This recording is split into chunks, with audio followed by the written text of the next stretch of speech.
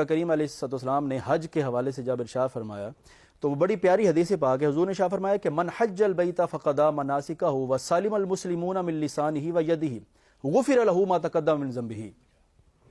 اب یہاں پر بات بڑی سوچنے والی ہے. ہم اکثر نا صرف فضائل والی باتیں لیتے ہیں اور باقی بھول جاتے ہیں. جیسے وہ ہے نا کہ حافظ، جب بندہ حافظ ہو جاتا ہے تو اللہ پاک اس کے ماں باپ کو تاج پہناتا ہے اور اس کو فلاں فلاں مراتب دیے جائیں گے. اب یہ مراتب تو ہم بیان کر دیتے ہیں، لیکن اس قول کو پورا نہیں پڑھتے کہ حضور نے شاہ فرمایا کہ اس نے حفظ کیا اور پھر عمل بھی کیا تو اس کے بعد جا کے اس کو یہ انعام ملے گا.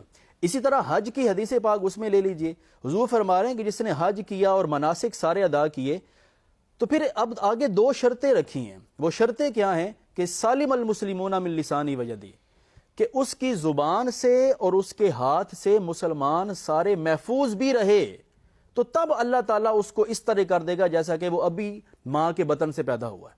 تو اب یہ 2 شرطیں بڑی اہم ہیں کہ حج جیسی عبادت جو اتنی بڑی عبادت گردانی جاتی ہے، حج جیسی عبادت بھی قبول تب ہو رہی ہے جب آپ مخلوق کے معاملے میں اللہ سے کسی قسم کی خیانت نہیں کر رہے.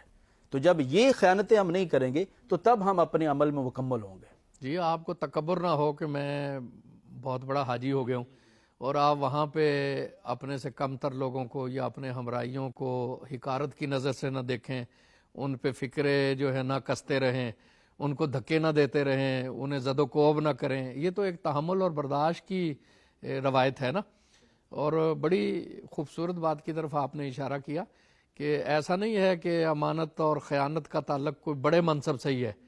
چھوٹی چھوٹی چیزوں میں جب انسان اپنا رویہ ٹھیک کرتا ہے نا تو پھر وہ بڑی چیز کو ٹھیک کرتا ہے.